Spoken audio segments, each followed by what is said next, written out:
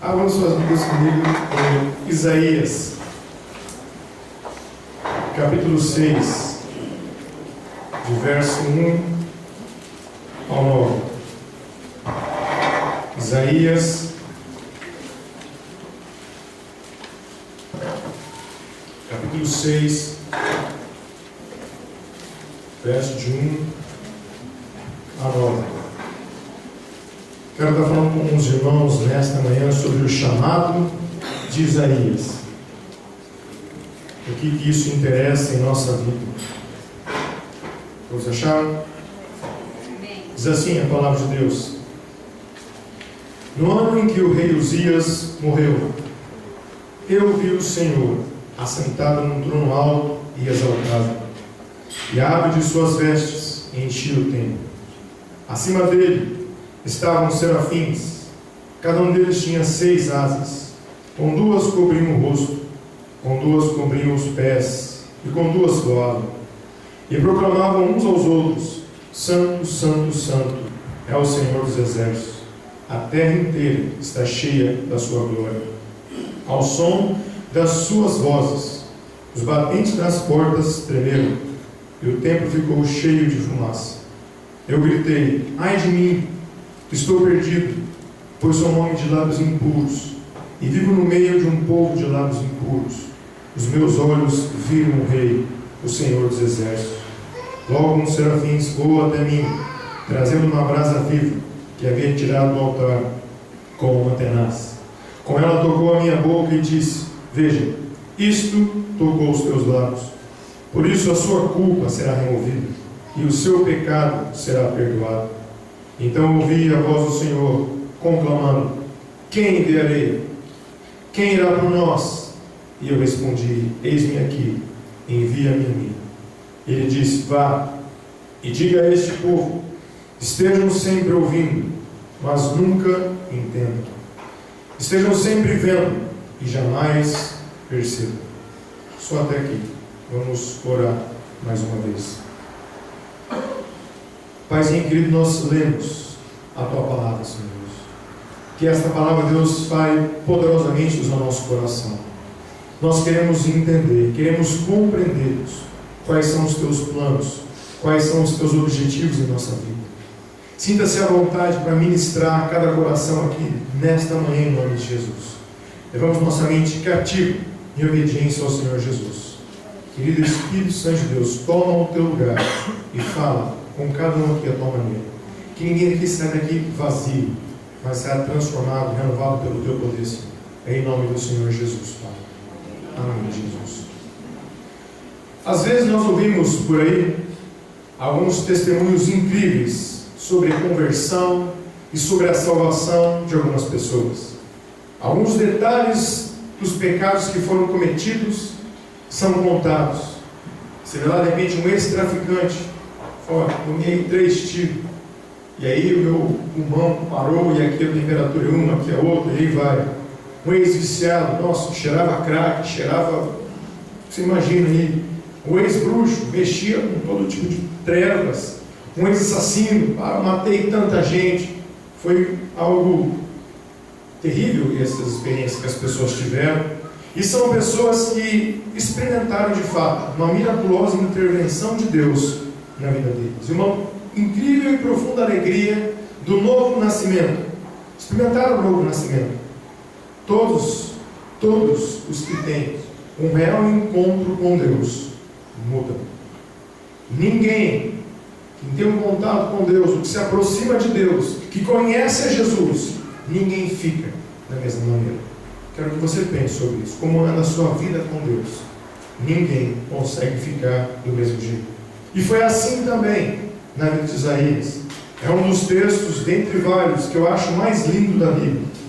Vamos ver o chamado de Deus a um jovem de 25 anos. Um serviço profético. E o chamado de Isaías se deu mais ou menos no ano 740 a.C. E o modo como Deus se apresenta a ele, o modo como Deus se revela a ele, aquilo que Isaías ouviu, aquilo que ele viu, nos interessa muito nesta manhã. Quero que você entenda alguns detalhes importantes desta visão, ou daquele encontro que ele teve com Deus naquele dia. O que estava acontecendo ali à sua volta? Em primeiro lugar, quando aconteceu isso, o chamado de Isaías se deu num tempo de crise pessoal. O verso 1 diz assim: no ano em que morreu o rei Uzias, eu vi o Senhor. O rei Uzias, que também era conhecido como Azarias, no segundo livro de Reis, capítulo 15, verso 1, era amigão, muito amigo, e provavelmente primo de Isaías. Andavam sempre juntos. Logo então a morte do rei representa uma grande perda e dor na vida de Isaías. Segundo a Crônicas 26, 3 e 5, diz assim: Uzias tinha 16 anos de idade quando se tornou rei, e reinou 52 anos em Jerusalém. Olha que interessante aqui. Propôs buscar a Deus nos dias de Zacarias, que era sábio nas visões de Deus. Nos dias em que ele buscou ao Senhor, Deus o fez prosperar. Ou seja, enquanto aquele profeta chamado Zacarias estava vivo, lá então estava o rei Uzias, buscando a Deus com toda a intensidade, com todo o amor, com toda a paixão, por causa de Zacarias. Mas logo depois que Zacarias morre, assim que esse profeta morre, Uzias se perde. Ele se perdeu. Certa vez o rei Uzias entendeu, e ele achou que poderia entrar no tabernáculo, e insistiu em queimar incenso no templo. Porém, por causa disso, ele foi ferido de lepra, e assim permaneceu até o dia da sua morte. Segundo a Crônicas 26, 16 a 21 em diante, conta este episódio. E aqui a gente precisa aprender uma lição importante. Entenda isso que aconteceu lá com Isaías e o que acontece conosco muito hoje em dia. Nunca na sua vida, nunca apoie a sua fé na vida de outras pessoas. Nunca apoie a sua fé na vida da sua mãe. Nunca apoie a sua fé na vida do seu pai, na vida do seu amigo, na vida do pastor, do cantor gospel. Não sei, não apoie a sua fé nunca na vida de alguém. Nunca. Olha só, Uzias viveu muito bem com Deus. Estava ótimo com Deus, enquanto Zacarias estava vivo. Zacarias o instruía nos caminhos do Senhor. Não há nada de errado você aprender com alguém. Aprender com alguém como se buscar a Deus ou como ouvir a Deus. Mas nunca coloque a sua fé, nunca estabeleça seu relacionamento com Deus na vida de outra pessoa. Porque uma hora, essa pessoa vai morrer. E você? Como é que nós vamos ficar daí? Tudo que eu aprendi de Deus era vendo ele fazer. Ele morreu, eu não faço mais. Eu não sei aqui quantos se lembram da irmã Julieta. Puxa, era inacreditável o número de pessoas, a minha conversão, o meu tempo de vida que eu tenho. Só para ter noção, um dia eu fui na vigília dessa mulher. Eu estava com muito interesse numa garota, que era minha esposa, e ela me chamou para ir na vigília dessa. Eu achando que ia render algo depois da vigília. E eu fui lá. Eu não sabia o que era vigília, novato da situação. Cheguei lá, vi uma senhora, escurinha, tamanhozinho assim. Nem falava direito. Eu com a minha arrogância, o que isso aí ia falar comigo? O que essa mulher vai fazer? Olha, ela nem fala, ela não estuda não, né? Essa mulher não fala direito. Olha o tipo dessa mulher. Espera começar. E eu ouvi ela falando algumas coisas. Eu vi essa mulher ministrando algumas coisas que eu ficava de cara. Ah, mas arrepio estranho. Essa mulher é esquisita, cara. Essa mulher é muito estranha. E aí, e ela começava a dizer tudo das pessoas. E muita gente buscava ela.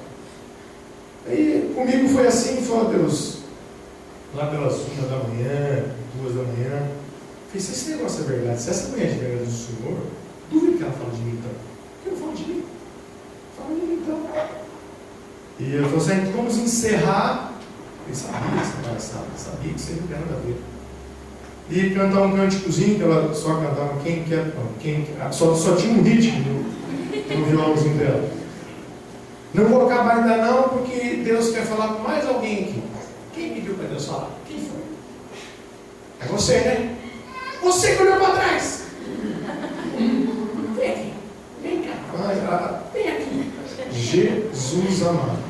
Ela me destrujou, assim, ela me triturou, ela me rebentou. Só não contou assim o número da minha casa. É inacreditável o que essa mulher fazia. E por causa disso, quantas pessoas buscavam a ela para ouvir o que Deus tinha para fazer na vida das pessoas? Você não tem ideia. Quando essa mulher morreu, a tragédia para muitas pessoas que estavam lá vendo isso. Mas vocês acham que eles estavam preocupados com a morte dela porque ela assim, tadinha, está preocupado com eles? Tipo assim, Deus, por que o Senhor levou essa mulher e agora eu, como é que eu fico? Você acha que ela queria morrer, querida? Você acha que é assim? Mas eu entendi o que eles estavam dizendo. E agora? Como é que eu faço para buscar a Deus sem essa mulher? Como é que eu faço hoje para ouvir a Deus sem essa mulher revelar o que Deus tem para mim? Pois é. Mas o lindo dessa passagem que nós estamos lendo é justamente no momento de dor, de desespero, que a gente pode ter a nossa experiência com Deus. A maior experiência de Isaías com Deus se deu num tempo de crise.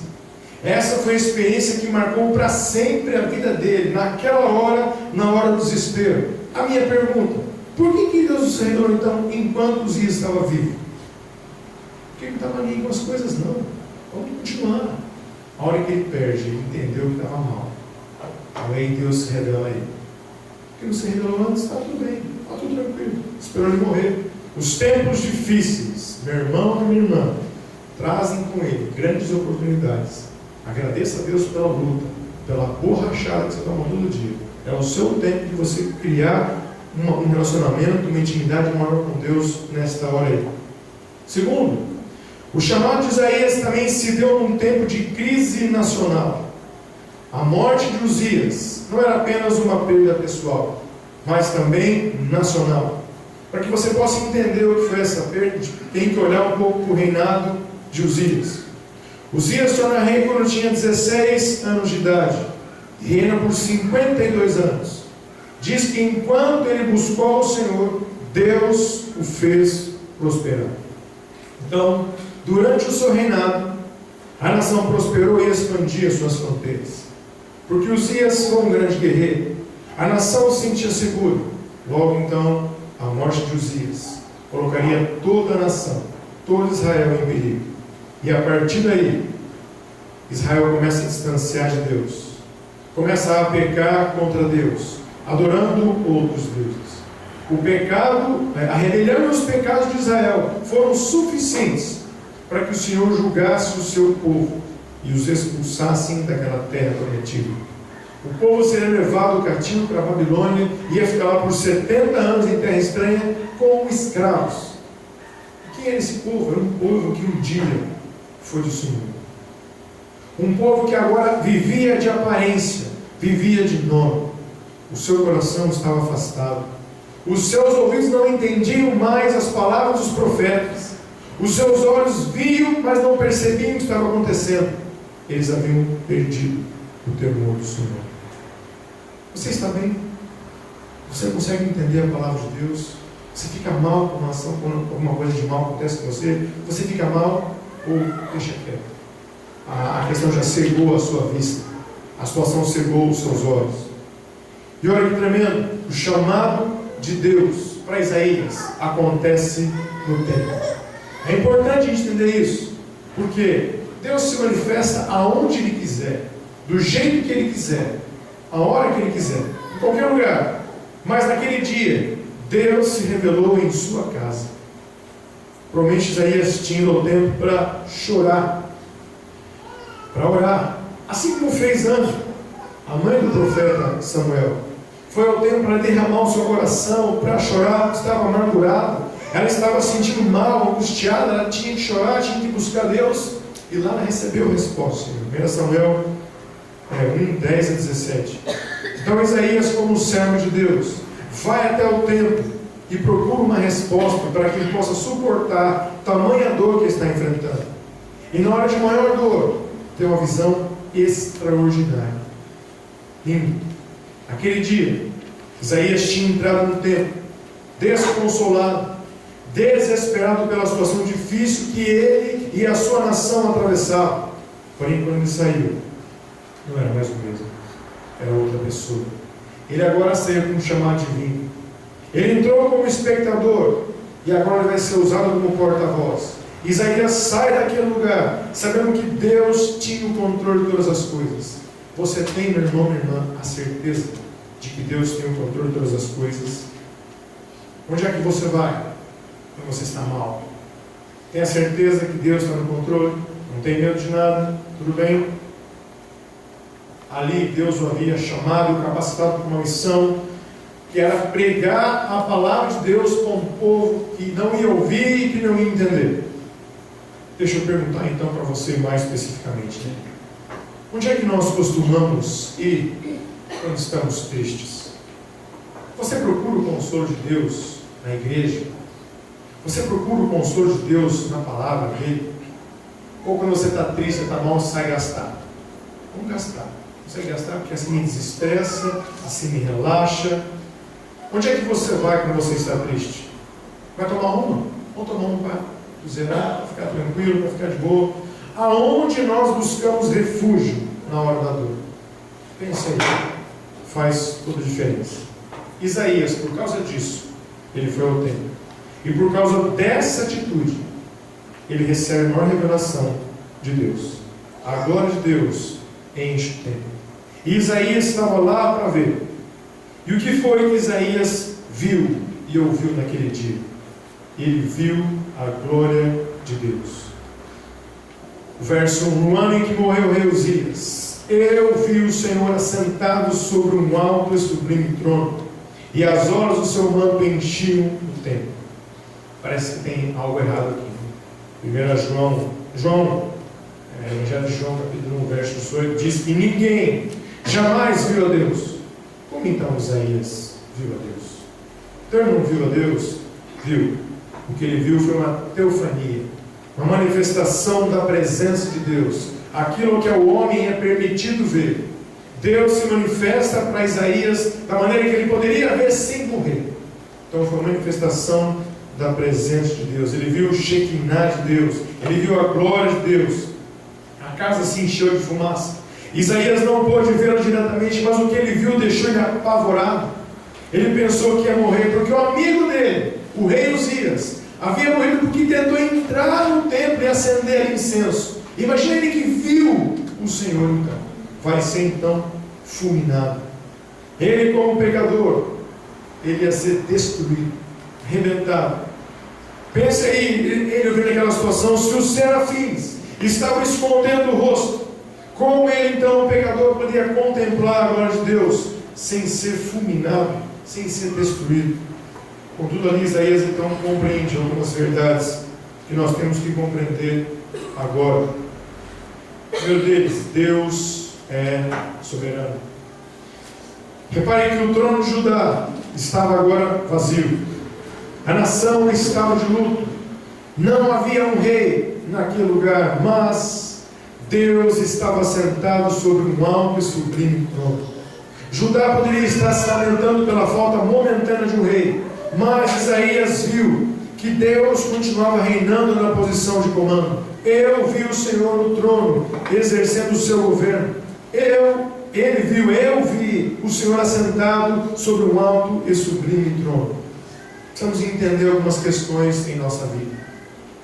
Uma das expressões mais comuns que eu escuto por aí, na caminhada, nas visitas, andando, quando as coisas não estão bem, quando uma coisa não está muito certa, a gente diz: Deus está no controle. Eu tenho certeza disso. Mas você entende isso? Você entende essas palavras? Parece que Deus perde o controle, parece que está um caos, está tudo terrível. Deus perdeu o controle de todas as coisas, não é mesmo? Havia dois homens conversando numa barbearia. E lá eles estavam falando sobre vários assuntos. Enquanto ele fazia barba, cortava o cabelo e tal. E uma situação como essa cai ali na situação. Porque Deus está no controle. Não me fale de Deus. O barbeiro disse: Deus é coisa para gente ignorante, quem não tem cabeça.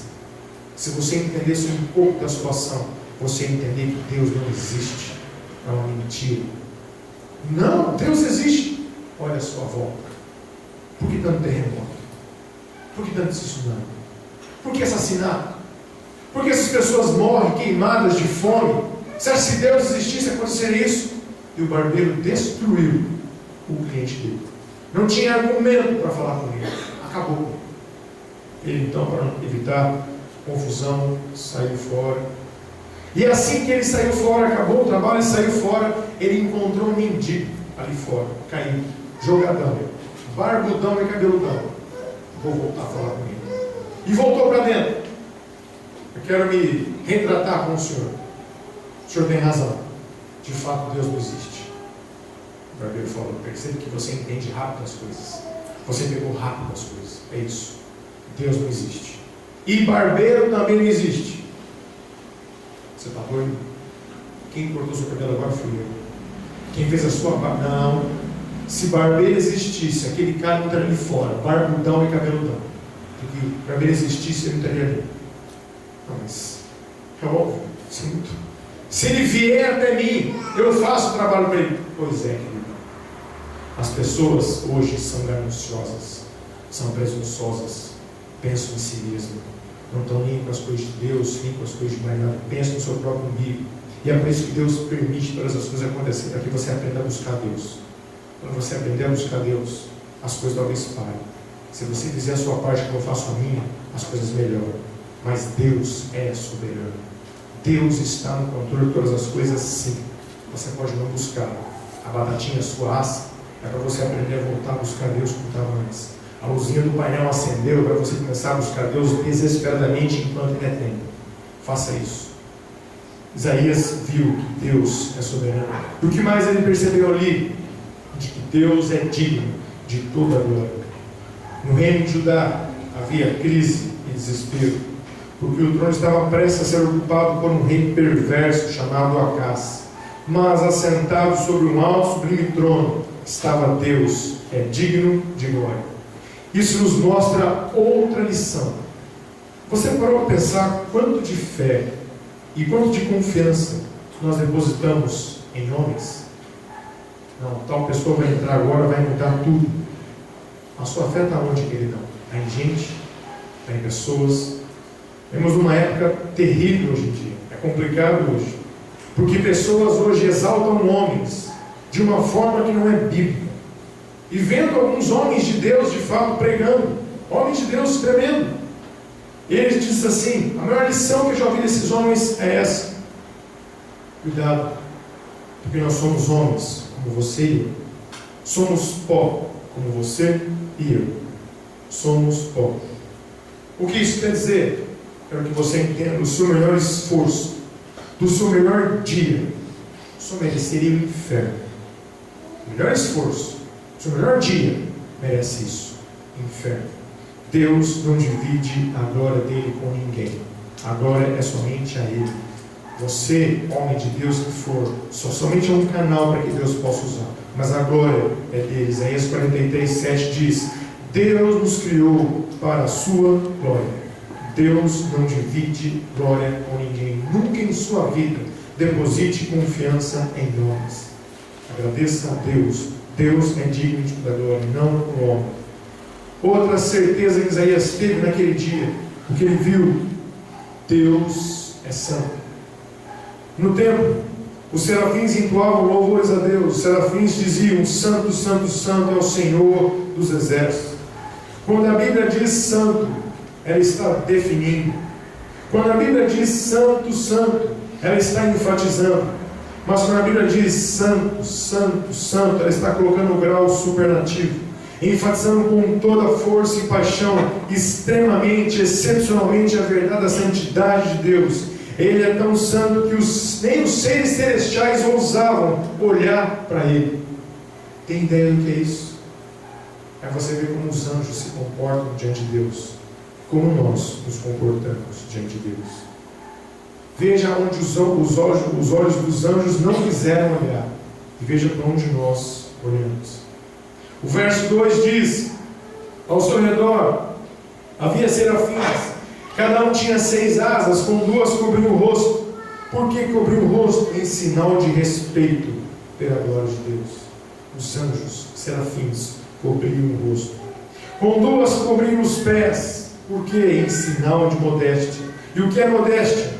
Não desejando atrair atenção imprópria para si. Alguns homens tinham que ouvir isso aqui.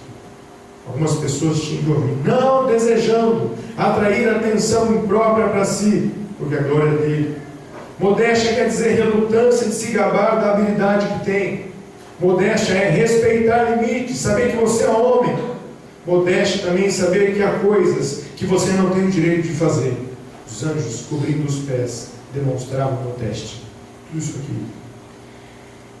E com duas voavam. O que quer dizer isso? Em sinal de obediência imediata. Nós somos obedientes a Deus? Não, primeiro você tem que entender. Eu tenho que entender o que Deus está falando. Se eu entender, eu vou. Não é não entender o que estava dizendo. Não é não entendeu nada quando Deus falou que ia mandar chuva sobre a terra. Ele somente obedeceu. Os anjos voavam em sinal de obediência imediata. Quando Deus fala, nós temos que obedecer na hora. Não dá para você ficar esperando nada. Eles também, e diante de Deus, eles não ousavam nem mostrar os pés. Onde será que nós temos ido? Os anjos não quiseram mostrar os pés a Deus. Onde nós temos pisado?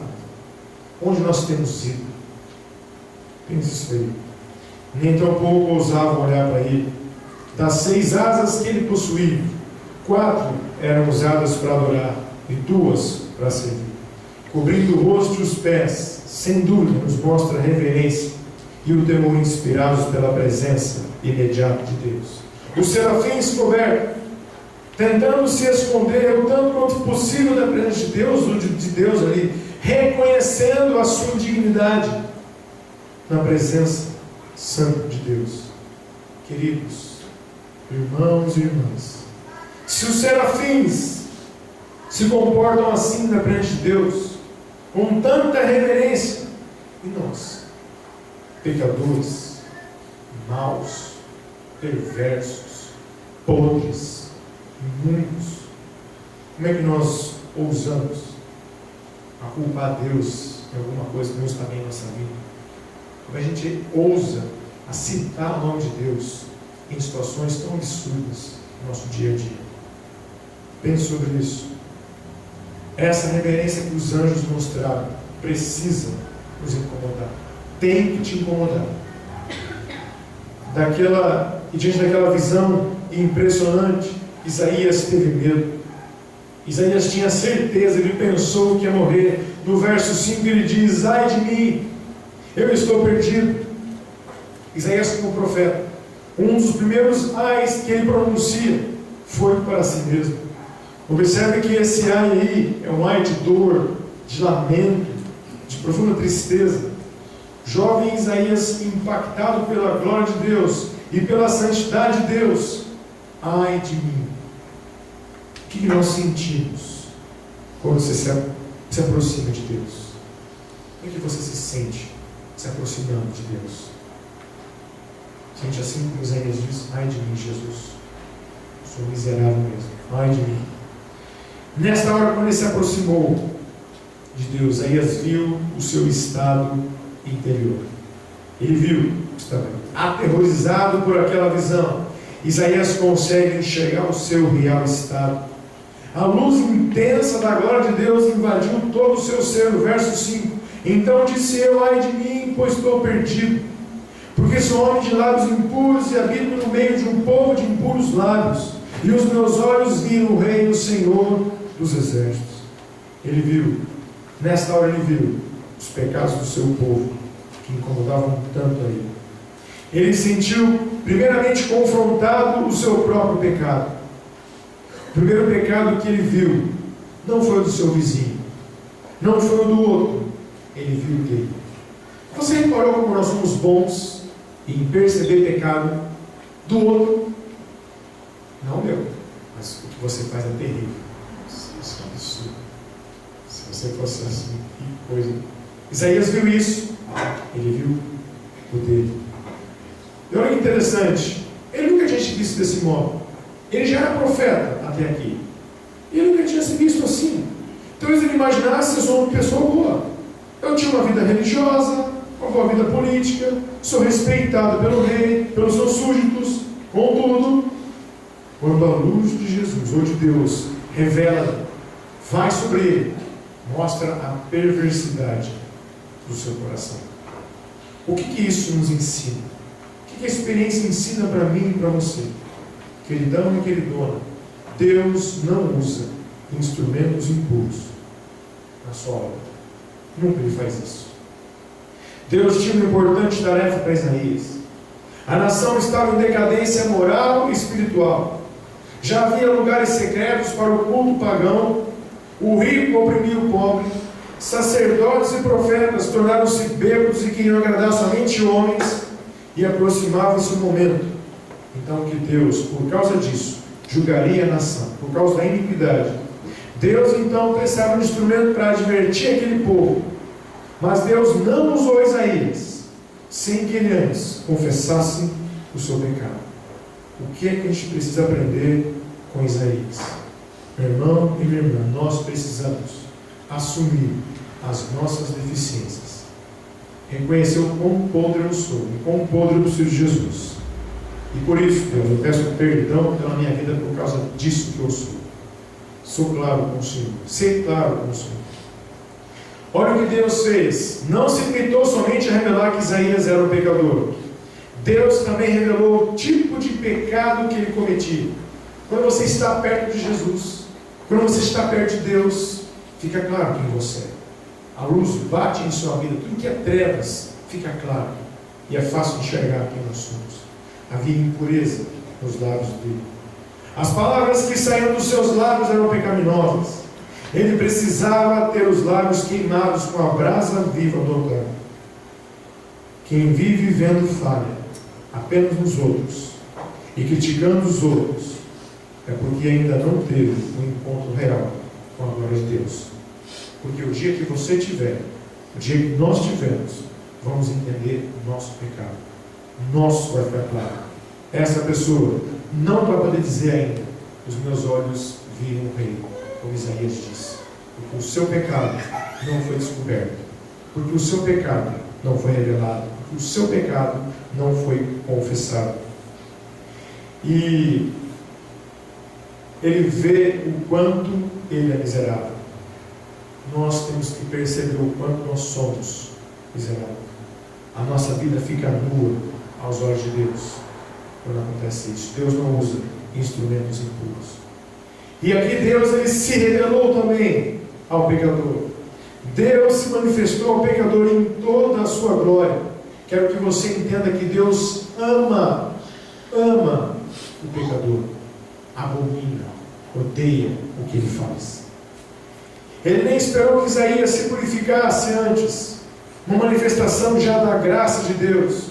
Isaías, quando confrontado pela glória de Deus, ele não se limitou a confessar que era pecador, ele deu nome ao seu pecado.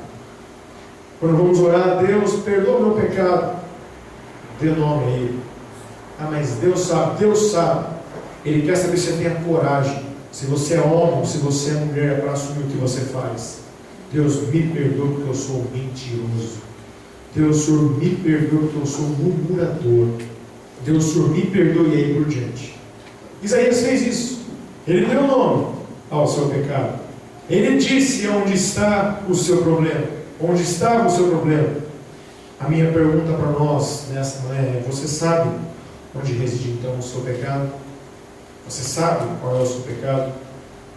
Olha que a convicção de pecado levou Isaías a confessar. E a confissão que ele fez conduziu à purificação. Porque quando há pecado nos meus lábios, há pecado no meu coração. Quando há pecado nas minhas mãos, há pecado também no meu coração. Eu preciso compreender isso. E quando há pecado nos meus olhos, há pecado também no meu coração. Queridão e queridona, o pecado contamina o homem inteiro. Há uma ilustração também sobre isso. Eu gosto muito dessa ilustração, já contei para algumas pessoas e vou contar aqui. Havia um homem que estava vendendo a sua casa. E esse homem que estava vendendo essa casa por um preço não tão caro assim. Ele pediu 100 mil na casa dele. E logo em seguida apareceu um homem querendo comprar essa casa. Mas ele quis dar metade. Eu dou 50 mil. E esse homem que apareceu com 50 mil era muito bom negociador. Insistiu até conseguiu aquele homem fazer a casa por metade do preço. A casa foi vendida então, pela metade do preço. Ele ficou muito feliz. Mas o homem que vendeu, porque teria que fazer o preço mais barato, disse assim: quero fazer um adendo nesse contrato. Claro. O quê? Eu vou continuar sendo dono de um único prédio que está na porta de entrada daquela casa. Aquele prédio vai ser sempre meu. Deixa eu ver se eu entendi. A casa então eu posso entrar, posso morar, e aquele prédio que está na porta de entrada é seu. Isso, fechado. Lógico. Um prédio é seu, e aquele prédio é meu, não mexa naquele prédio. Ótimo. Fechado. Fechou o negócio, comprou aquela casa, metade do preço. Passou um tempo, aquele homem se arrependeu de vender aquela casa. Arrependido. E ele voltou para tentar comprar a casa de volta. Olha, senhor me perdoe porque eu fui precipitado, agi por impulso, eu não quero vender a casa mais. Se está aqui dinheiro de volta, eu quero minha casa. Ela não está à venda. Mas senhor, é de família, não pode. Não está à venda. Eu não quero vender. Tá bom, então o senhor me coloca o preço que o senhor quer vender e eu compro. Não está à venda. Você entendeu? Não está vendo. Eu não quero vender. Então eu insisti, o cara que havia comprado é bom negociador. E o cara que vendeu não era. Ele não conseguiu comprar a casa de volta. Saiu triste pelo caminho. E quando saiu pelo caminho, ele encontrou um cachorro morto. Pegou o cachorro morto e pendurou no prego que era dele. Vai ficar aqui, esse cachorro. Uma semana depois, foi obrigado a desfazer negócio porque o fedor tomou conta da casa inteira. A carniça de acordar com o cachorro podre, morto, na porta da casa, era horrível. Tá bom, então, pegue seu dia de volta e eu vou subir daqui.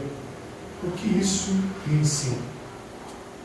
Queridão e queridona, existe alguma área da sua vida que você insiste em não entregar para Jesus? Existe alguma coisa em sua vida que você não quer de fato confessar a Deus ainda? Quero que você entenda isso, porque na sua vida, Jesus pode estar lá. Mas se houver uma situação em sua vida, um prego que seja, que você insiste em não colocar para Deus, se você não fizer isso, o diabo vem e expõe ali toda a sujeira dele, tornando a sua vida insuportável de Jesus orar. É isso que o pecado faz com a gente. É desse jeito. Basta um preguinho só, uma coisinha mínima, que você não quer confessar, de que você não quer entregar, de que você não quer largar, e que Deus não precisa disso. Basta isso, e ele acaba com a sua vida. Quando fazemos isso, Deus age em favor do pecador. Deus não se limitou a revelar o pecado, ele fez muito mais por Isaías. Assim que Isaías confessa o pecado, no verso 6 ele diz: então voou para mim um dos serafins, trazendo na mão uma brasa viva, que tiraram do altar com uma tenaz.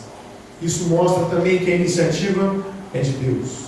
O homem não tem condição nenhuma de purificar-se sozinho. A diferença grande entre religião e cristianismo é justamente isso. Religião é o homem criando maneiras e métodos para querer impressionar Deus.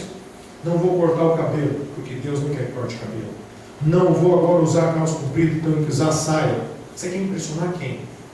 Deus? Agora, qualquer iniciativa do homem de querer se purificar é inútil, porque é Deus quem vem. No jardim do Éden, quando o homem pecou, Adão e Eva pecou, quem foi atrás de quem? Adão se escondeu e Deus veio. Adão, onde você está? É Deus que vem atrás, é Deus que libera, é Deus que purifica, é Deus que vem em favor do pecador. Só precisamos estar prontos para abrir nosso coração. Ele vai vir, Ele vem atrás da gente. Quero concluir. Aquela visão do tempo fizeram duas experiências importantes para Isaías: o seu chamado profético. Quero que você entenda que Deus não empurra ninguém para o serviço. Nunca Ele te obriga a fazer nada. Ele te chama. Vemos isso claramente em toda a Bíblia. Deus tinha uma tarefa importante que iria consumir 40 anos da vida de Isaías. E olha como Deus trabalhou com ele. No verso 8: depois disto, ouvi a voz do Senhor. Depois do quê? Depois de receber a revelação, depois de confessar o pecado, depois de receber a purificação, Deus prepara Isaías para receber agora a convocação, no verso 8. Depois disso ouvi a voz do Senhor que dizia: a quem enviarei? E quem há de ir por nós? Observe-nos que Deus primeiro trabalha em nós, para a gente trabalhar através de nós. Primeiro é você, primeiro sou eu, depois é através de mim, é através de você. Primeiro então, o preparo para o serviço de Deus passa por várias etapas. Não há como queimar etapas na caminhada com Deus. Não existe como. Primeiro, precisamos estar com o Senhor, contemplar a sua glória e santidade. Depois passamos pela fase do reconhecimento de que nós somos pecadores e precisamos ser tratados ao nível de nossos pecados. Depois sim, vem o serviço. Antes de chamar o louvor, o Ivail queria falar. Vou falar agora. E grave isso. Pode ir então. A consagração vem antes do trabalho. 3 realidades ficam claras neste verso. O modo como Deus fala. Deus fala de maneira que o homem possa ouvir. Deus fala de maneira objetiva. E Deus manifesta ali a sua vontade. Isaías estava pronto a atender o seu chamado. Eis-me aqui, envia-me a mim. E nem me adorai. Ele se coloca à disposição de Deus.